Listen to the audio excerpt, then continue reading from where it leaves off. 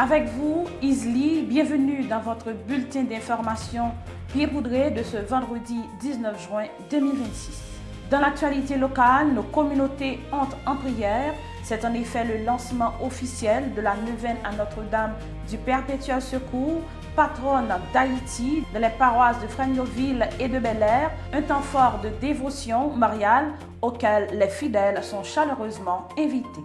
Cap à présent sur le Vatican, où l'agenda du Saint-Père a été particulièrement dense. Sur le plan diplomatique, le pape Léon XIV a reçu en audience le président du Pérou. L'Église honore par ailleurs la mémoire de ses martyrs avec 20 nouveaux bienheureux tombés pour la foi en 1936 en Espagne.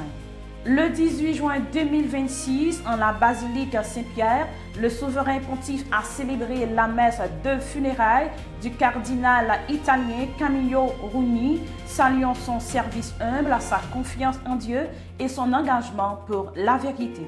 Toujours au Vatican, le pape Léon XIV s'est adressé aux membres de la Réunion des œuvres d'aide aux églises orientales.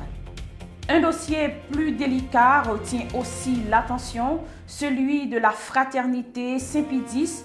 Le 18 juin 2026, le pape Léon XIV a indiqué qu'il envisageait un dernier appel à la fraternité tout en précisant que le choix de séparer l'Église relève de leur seule responsabilité. Le Saint-Siège a averti que les ordinations épiscopales en juillet sans mandat pontifical risqueraient d'aggraver le schisme. Du côté des évêques européens, la COMECE a par ailleurs exprimé ses réserves sur le règlement retour de l'Union européenne en insistant sur le respect de la dignité humaine des personnes en séjour irrégulier. Tournons vers le monde orthodoxe, profondément ébranlé dans la nuit du 14 au 15 juin 2026. Plusieurs frappes russes ont endommagé la cathédrale de la Dormition au cœur de la Laude des grottes de Kiev, monastère majeur de la capitale ukrainienne. Édifice du XIe siècle qui abrite les sépultures des princes de Kiev, sa façade et ses toits ont pris feu et ont été partiellement détruits.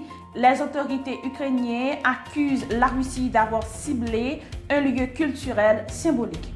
Au calendrier liturgique oriental de ce vendredi 19 juin 2026, l'Église commémore Saint Jude, frère du Seigneur et apôtre, Saint Zosime, martyr en Pisidie et Saint Païsios le Grand. Direction le continent américain, aux États-Unis, le 18 juin, le pape Léon XIV a reconnu l'héroïcité des vertus de la vénérable Marie Teresa Talon, fondatrice de Parish Visitor of Mary Immaculate à New York. Au Mexique, en plein contexte du Coupe du Monde, Monseigneur Ramon Castro a appelé les catholiques à agir comme une équipe, soulignant l'action salvatrice du Christ et le besoin d'ouvriers dans la vigne du Seigneur. Gagnons l'Afrique. En République démocratique du Congo, le clergé a vivement critiqué l'apathie du gouvernement face aux violences et aux maladies qui frappent la population. À l'échelle du continent, le SECAM, le Symposium des conférences épiscopales d'Afrique et de Madagascar, prépare la signature d'un mémorandum d'entente renouvelé avec l'Union africaine à Addis Abeba. En Asie, plus précisément en Inde, une analyse de John Dayal pour UCA News revient sur les fractures religieuses de Pendjab et la croissance du christianisme pentecôtiste, en particulier chez les Dalits Skins et les causes opprimées. Enfin, signal diplomatique régional, Pékin a annoncé son soutien à une pleine participation au Myanmar aux organisations internationales qui l'ont écarté depuis le coup d'État militaire.